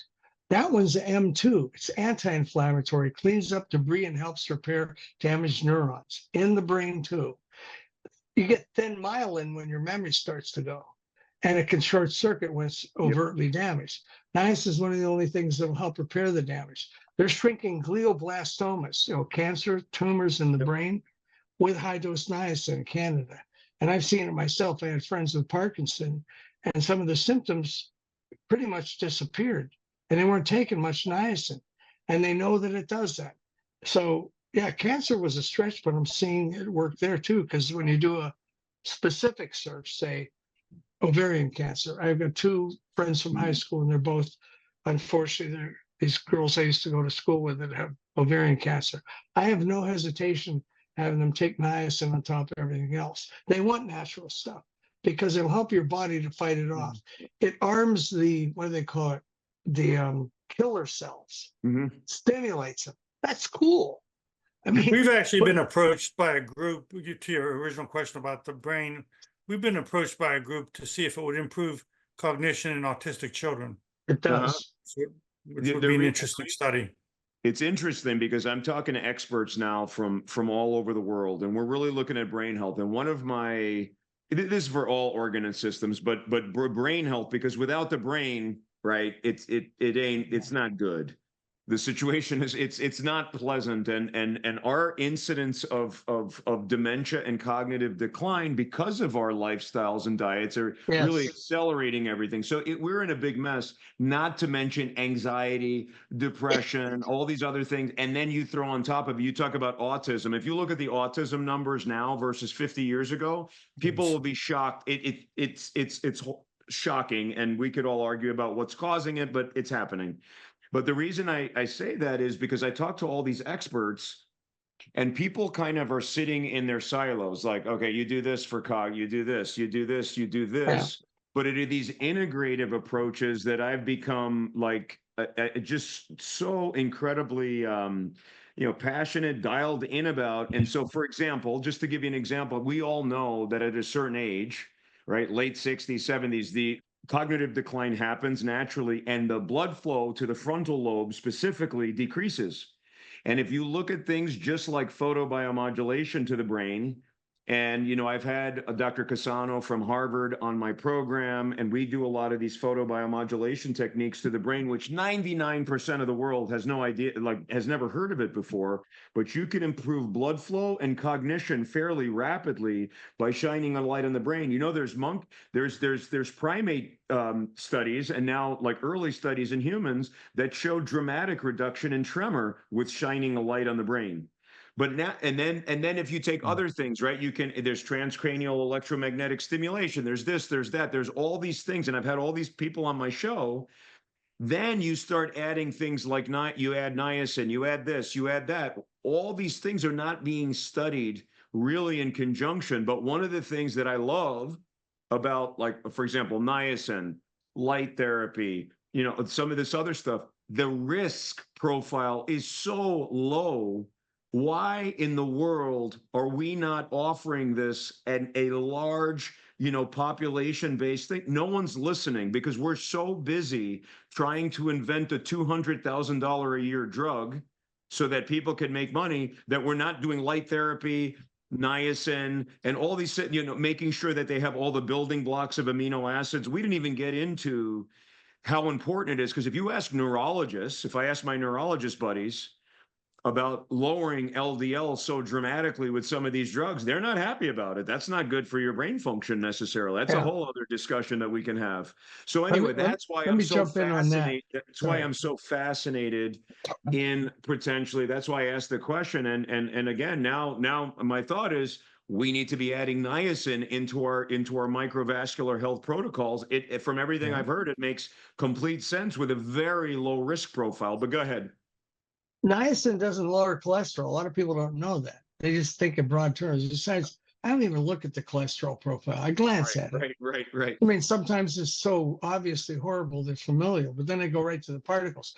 Niacin creates more receptors that pull it out of the bloodstream, and they change the morphology, the characteristics of the particle.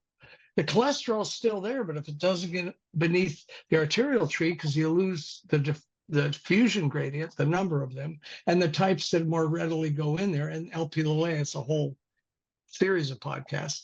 You've now taken the disease away, but guess what? There's no loss in cognition.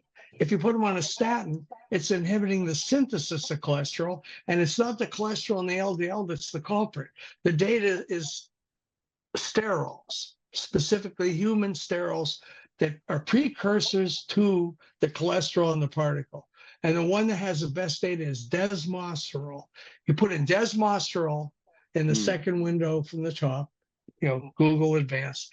And the next one, it'll look for any or all of the next ones. Memory, dementia, Alzheimer's. Desmosterol's it. Why?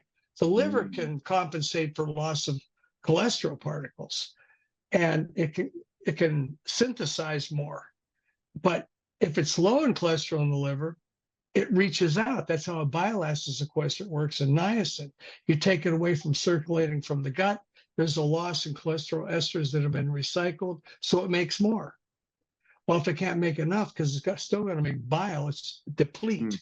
It'll reach out and grab cholesterol particles. That's why risk goes down. But when you take a statin, it's not that great of particles. Most people know that when they order particle numbers. That study I mentioned where they compared cholesterol to particle, the 25% differential was because they were tripling the use of niacin. They increased high-dose statin. They didn't go far with it because there wasn't a huge increase. They had it on Zetia, but the one thing that stood out, it was the greatest increase when a doctor ordered a particle like ApoB. They tripled the niacin use because you're going to try something until you find something that works. Well, when you use a statin, you're creating a lot of small, dense particles that are deplete of cholesterol. Oh, that's good. No, they're just as bad. It's the truck, not the cargo. What rams into the guardrail in the freeway? Not the boxes in the back of the truck. That's incidental. It's the vehicle. And niacin doesn't mess around with the synthesis in the brain, and statins do. And when the desmostro is low, and I've had patients, their memory went, as soon as I got them off a high dose Lipitor, it went away. I mean, that's critical. And I hear that from patients having all kinds of brain fog issues and other things, not to mention the muscular effects that you can have, some of which are non-reversible. I mean, there's people that have said that statins have completely ruined their lives. They were completely normal people before they started on statins, and it's a complete disaster. And again, this is not for medical advice, and I'm not saying that you should, I mean, the role of statins has to be decided between you and your providers.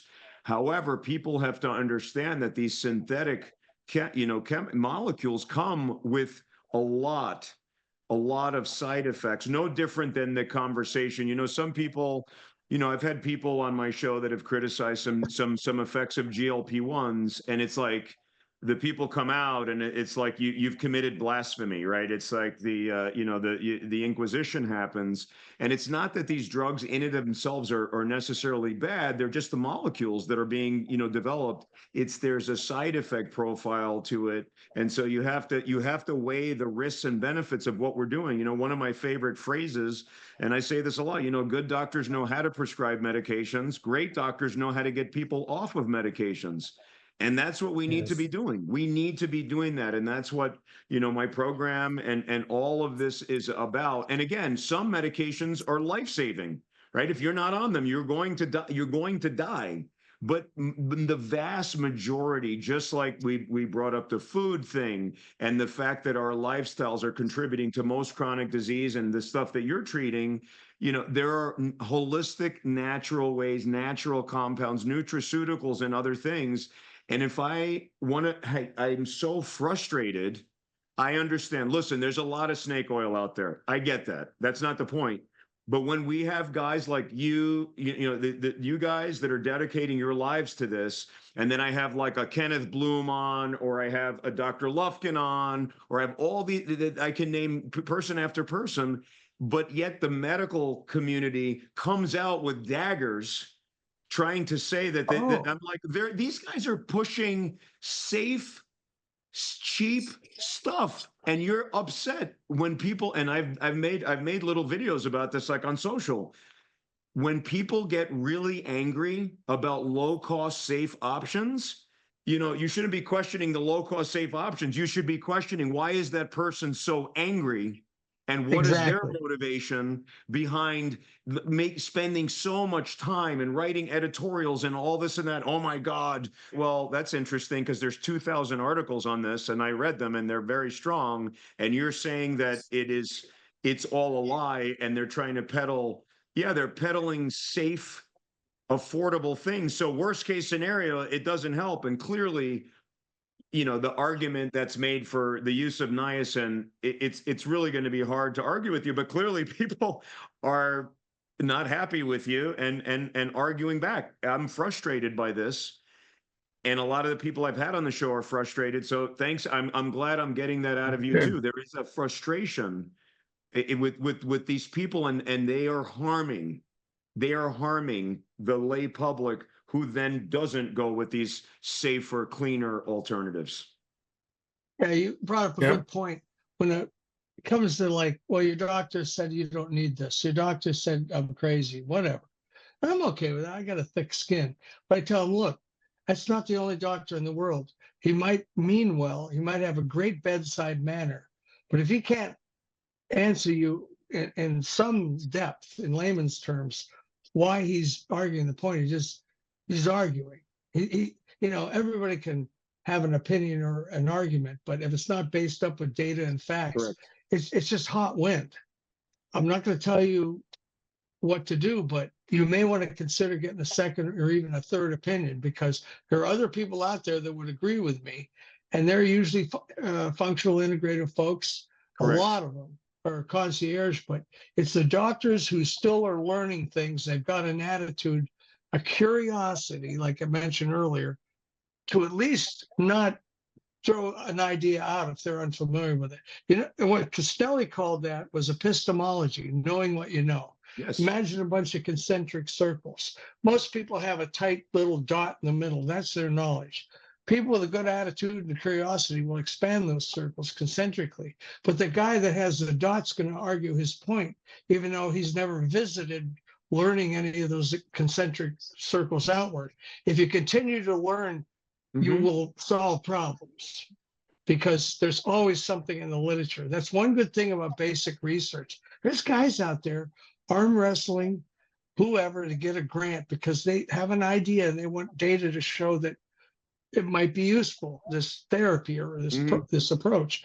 And it might not work out, but it won't be biased and it'll be real science because they'll have to run a tight budget and get results. They can't do a big $20 million study. And that's why I like looking at these abstracts that come out. A lot of people ignore them, but American Society of Nephrology, whatever.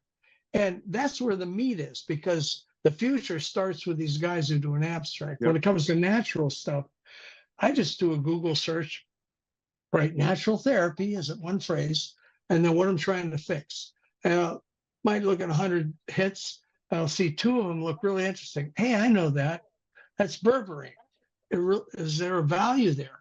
What's good to help prevent cancer? You get the carbs down, less issues with cancer. And oh, well, I didn't know that, and then I realized, oh, it's about the carbs. So then I search for other things that might pair in with that. But it's all about finding the time to do research. What's happened thanks to Richard Nixon? Doctors are seeing 25, 30, 40 patients a day. If you're dependent on insurance for your income, you're constantly arm wrestling them. And they're not going to let you order ApoB without making a stink. That's changing. They're not going to let you order LP(a) until there's 2 blockbuster drugs pressuring the decision makers to allow testing and treatment. But it's all about the money. It's not about the patient. The patient can get this stuff cheaply. I have 3 panels I set up through direct lab services. And I'm going to set up an account with Rupa Health too, so I get some of the more exotic stuff. But I'm always pleasantly surprised. The patients will usually pay the money. I tell them, is your life and your health worth less than half of a car payment? 1 car payment? Oh, okay. This one's 242, and I'm walking through. This one's 475. I'll take the 475. They're not rich people. They're maybe middle class, upper middle class. But once I've explained to them why this other lab work's important, they want the lab work. I tell them, I'm not going to weigh in and make suggestions to you without good lab work. I would be ripping you off. Besides, I need to see every piece of the puzzle. If you bought a puzzle with 1,000 pieces, poured it out on the table and actually counted them, there was only 800, well, you were ripped off. If you knew that the pieces were missing, and a lot of those pieces are more important than the other 800. You're 100% right. And when you talk about how people are being screened right now for metabolic dysfunction, if you take out, let's just say that the puzzle pieces are 1,000, you're getting about 20 of them maximum done in the current system, and we need a lot more.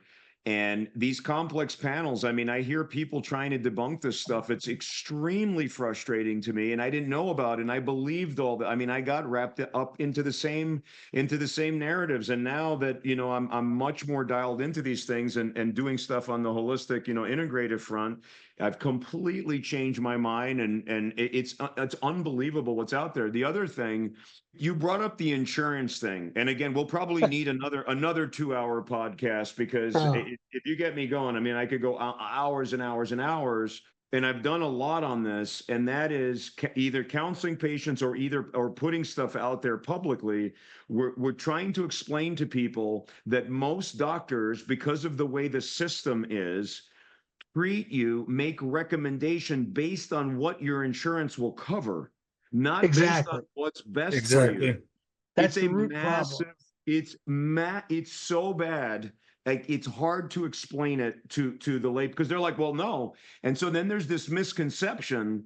This is the thing that is horrible. There's this misconception that because the insurance payment, it's the reverse thinking, because insurance doesn't pay for it, that means it doesn't work, or it's debunked, or it's not true. It's the opposite. And so people, unfortunately, have to understand that, like everything else in our consumerist society, if you want to get the best stuff and that best stuff is outside what your insurance pays for, then you just have to pay for it because you're going to get the best care. And where better to spend your dollars than on your own health and being CEO of your health?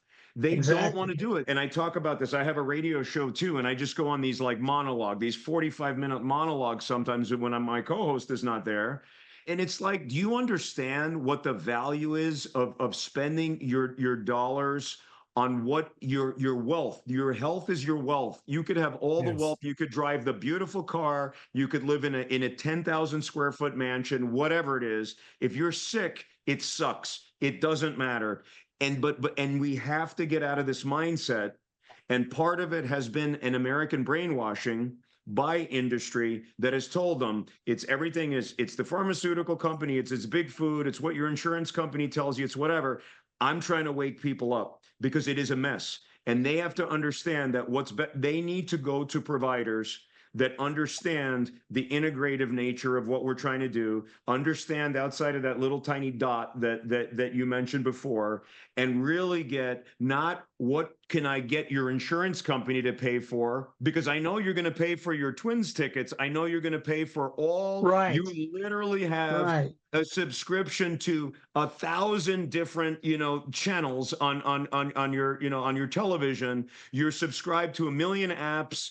You've got the nicest sneakers, you've got all this and that, but then you're asked to spend $200 on a panel of labs, and there's a complete meltdown, and they have no idea. And so I'm trying to get this mentality, because a lot of a lot of these integrative health specialties, including a lot of it is cash based, but you're getting the best treatments. And guess what, people? And I want people to really listen to this. Those doctors that have woken up, a lot of them are not, they're not opening integrative health clinics or doing stuff, but I can tell you what they are doing. They're coming to the clinic to get integrative health. They're no longer going to through the normal channels, because they want to be healthy themselves, because they know, because they could read the research. They see what's going on. So anyway, sorry to go on a tirade, but what I want you guys to do is just let our audience know where they can find you, learn more about, refer them to, website, specific article you want them to, that you want them to go through, and then where they can, when they'll be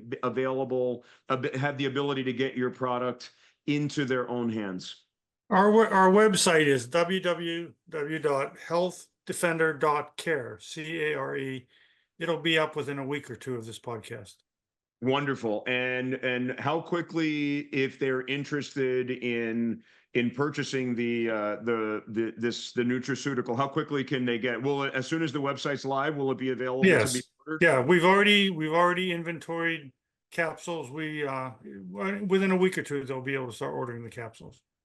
Slow down, not just the website, kind of meticulous, as you might guess. Yes. But like Shopify, there were some hoops you had to go through. And I want to help my providers that already know me.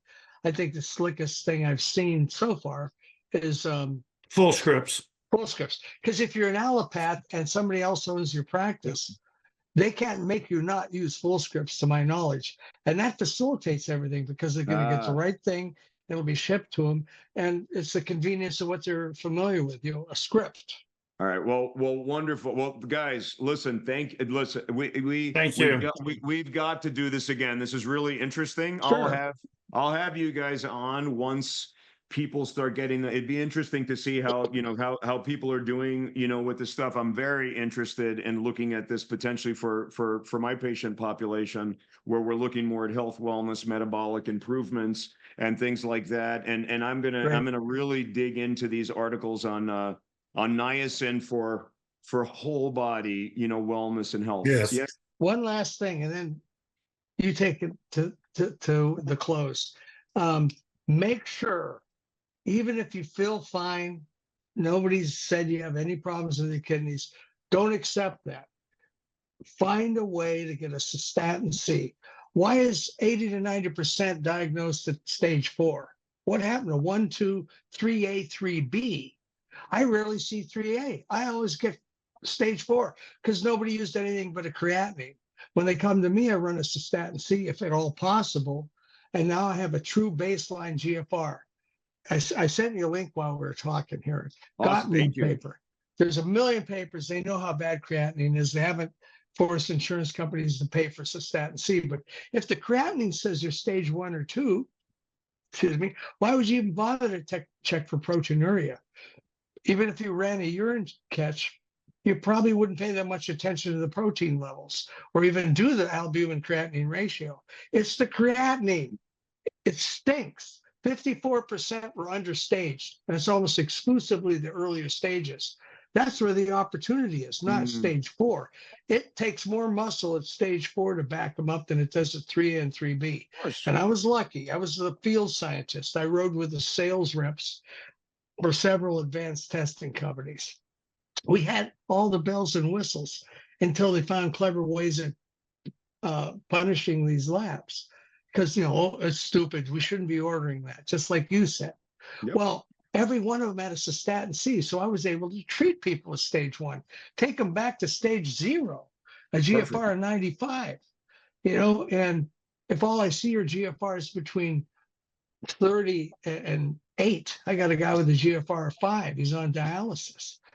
I can't give false hope. The problem is if you'd had a better biomarker 10 years ago, you wouldn't be in this place. No. And I don't do lifestyle. I mean, Costelli said it doesn't get done. He says, I try, see how much mileage I get. This tells you when he used to do this. You take a 4x5 note card and write down some numbers on there they need to achieve. He said, I want them to try the lifestyle. He goes, but the guideline writers are wrong. It doesn't get done. They have to take the medication. Well, that includes supplements. God made them, and there's no new drug. They're copying something God made. There's no whole cloth they've cut it from. They're copying something that was in nature, and they do it badly, and they overcharge for it. And you don't always have access to it unless you got the right insurance. The supplements are easy, and we're just making it a little easier. I was a little reluctant because we have to manufacture it, and of course there's costs and all this, but it's probably smarter to use a combination therapy than a handful of bottles, like 6 or 7 bottles. I have people who are taking 8 bottles. By the time we get the next 2 or 3 out of these products, it'll be 2 bottles or 3 bottles. And I'm not just fixing one thing, I'm fixing several things. But you got to ask for a cystatin C, CYSTATIN-C. It's amazing. It only has a 7% error rate versus creatinine 54%. In summary, I want to hit the lifestyle thing for a second. I agree with you. Lifestyle change is hard. I'm trying to be really hopeful about lifestyle, and I push a lot of lifestyle changes, and this is but giving people options between intermittent fasting, kind of the more carnivore paleo type diets versus veganism. We give them a big broad thing, and we can argue, I know that the vegans are I had some world-class vegans on the show. I had Dr. Furman on the show. He's one of the leading, the doctors in the world on this stuff. He's very hell-bent on he calls it the nutritarian diet. It's great. It's very vegan. The carnivores argue their thing. The bottom line is a lot of these different dietary changes, they change your microbiome, and they are showing to be very effective in Alzheimer's and Parkinson's and everything. Again, when you combine like Dr. Ornish's study on vegans and lifestyle changes with Alzheimer's was great. Now let's add light therapy to the brain, and let's add niacin, and so on and so forth. All of a sudden, we have a very holistic, complex way of making people better. I couldn't be more excited about it. I want to bring all of you guys together in these kind of panel discussions and thinking, because this is what we need to do. We're just so worried about, well, when is Pfizer coming out with their next drug? Well, that's the last thing on my mind. My mind is, how do we figure out what is given to us and how we can take these things and get us better? In closing, though, I was going to say, I'm not against lifestyle changes. My wife's Sicilian, so you don't want to upset her, boy. You'll pay dearly. She's mad at me. It's the worst thing in the world. So I try to avoid upsetting her. But she loves spoiling me. She likes pasta. And when I sit down to dinner, I go, if I don't eat some of that pasta, I'm going to get a lot of You're gonna attitude. get And so better living through chemistry, but I still try to lose weight. So I'm doing extended fasting. I've made So, lifestyle changes and I've seen a huge difference, both yeah. in diet and exercise.